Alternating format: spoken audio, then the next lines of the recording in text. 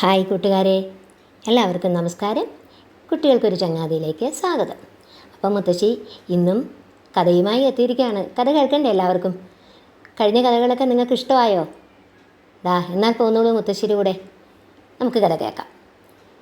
ജിപ്പു കരടിയും വാതിലുകളും. കാട്ടിലെ തേൻ കച്ചവടക്കാരനായിരുന്നു ജിപ്പു കരടി. ഒരിക്കൽ ജിപ്പു നല്ലൊരു വീട് വെച്ചു. വീടിൻ്റെ പാലുകാച്ചിന് അവൻ തൻ്റെ ചങ്ങാതിമാരെ എല്ലാം വിളിച്ചു വരുത്തി. അവരെല്ലാം ജിപ്പുവിന് കൈ നിറയെ സമ്മാനങ്ങൾ നൽകുകയും ചെയ്തു. ചങ്ങാതിമാർ നൽകിയ സമ്മാനങ്ങൾ അവൻ സന്തോഷത്തോടെ തുറന്നു നോക്കി.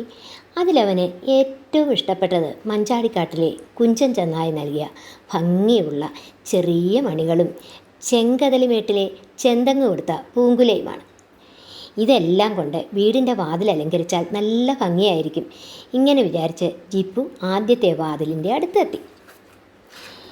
മഞ്ചാടിക്കാട്ടിലെ കുഞ്ചൻ തന്നായി നൽകിയ ചെറുമണികളും ചെങ്കതലിമേട്ടിലെ ചെന്തെങ്ങിൻ പൂക്കുലയും കൊണ്ട് നിന്നെ ഞാൻ അലങ്കരിക്കാൻ പോവുകയാണ്.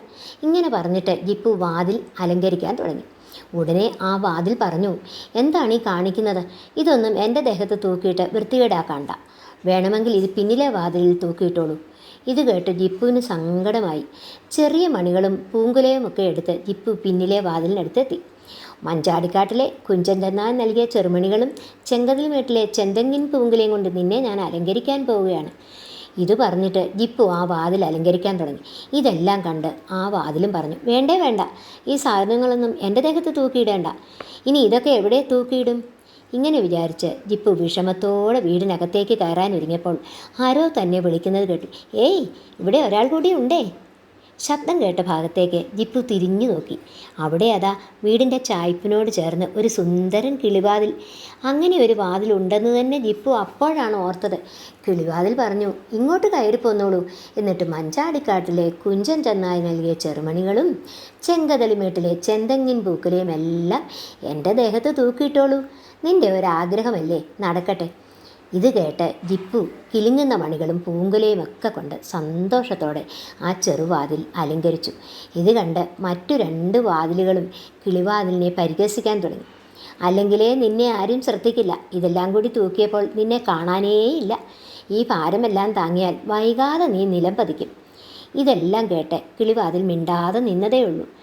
അങ്ങനെയിരിക്കെ ഒരു രാത്രി കാട്ടിലെ കള്ളനായ ചീരൻകുറുക്കൻ ജിപ്പുവിൻ്റെ വീട്ടിൽ മോഷണത്തിനെത്തി. അവൻ ആദ്യം പിന്നിലെ വാതിലിനടുത്തെത്തി. വാതിൽ ചീരനെ അകത്തേക്ക് കടത്തിയില്ല. ചീരനാകട്ടെ തന്നെ ഉള്ളിൽ കടത്തിവിടാത്ത ആ വാതിലിനെ തലങ്ങും വിലങ്ങും അടിക്കാൻ തുടങ്ങി. ആ വാതിൽ വേദന കൊണ്ട് പുളഞ്ഞു. ചീരൻ പിന്നീട് മുന്നിലെ വാതിലിനടുത്തെത്തി. അതും ചീരനെ അകത്തേക്ക് കടത്തിവിട്ടില്ല. അവൻ ഇട്ടും കിട്ടി നല്ല ഊക്കനടി. വാതിലുകൾ വേദന കൊണ്ട് നിലവിളിക്കാൻ തുടങ്ങി. പക്ഷേ അർദ്ധരാത്രിയിൽ അവരുടെ കരച്ചിൽ ആരും കേട്ടില്ല. അപ്പോഴാണ് ചീരൻ കിളിവാതിൽ കണ്ടത്. ആഹാ, ഇതുവഴി അകത്തേക്ക് കയറാം. ചീരൻ വേഗം കിളിവാതിലിനടുത്തെത്തി. മറ്റു വാതിലുകളെപ്പോലെ കിളിവാതിലും അവനെ അകത്ത് കടത്തിവിട്ടില്ല. ചീരൻ കിളിവാതിലിനെയും ഉപദ്രവിക്കാൻ തുടങ്ങി. പക്ഷേ അപ്പോഴല്ലേ രസം. വാതിലിൽ തൂക്കിയിരുന്ന ചെറുമണികളും പൂങ്കുലയും ശബ്ദമുണ്ടാക്കാൻ തുടങ്ങി. മണികളുടെ ശബ്ദവും കേട്ട് ജിപ്പു കരടി ഉണർന്നു. ആരടാ അത്? ജിപ്പു ചോദിച്ചു.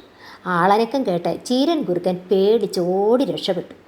നിന്റെ ദേഹത്ത് മണിയും പൂങ്കുലയും തൂക്കിയിട്ടുകൊണ്ട് കള്ളൻ്റെ അടി വാങ്ങാതെ നീയും സാധനങ്ങൾ മോഷണം പോകാതെ എന്നെയും രക്ഷിക്കാൻ സാധിച്ചു. ജിപ്പു കിളിവാതിലിനെ സ്നേഹത്തോടെ തലോടി. ഇത് കണ്ട് മറ്റു 2 വാതിലുകളും നാണിച്ച് തലതാഴ്ത്തി. നല്ല കഥ അല്ലേ? കൂട്ടുകാർക്ക് ഇഷ്ടപ്പെട്ടോ? ഇതുപോലെ നല്ല ഗുണപാഠക കഥകൾ കേട്ട് ഈ വെക്കേഷൻ നിങ്ങൾ ആസ്വദിക്കണം. അമ്മമാർ ഈ കഥ കുഞ്ഞുങ്ങൾക്ക് പറഞ്ഞു കൊടുക്കാൻ മറക്കരുതേ. അപ്പോൾ വീണ്ടും ഒരു കഥയുമായി മുത്തശ്ശി വരുന്നതായിരിക്കും. എല്ലാവർക്കും നമസ്കാരം. ബൈ.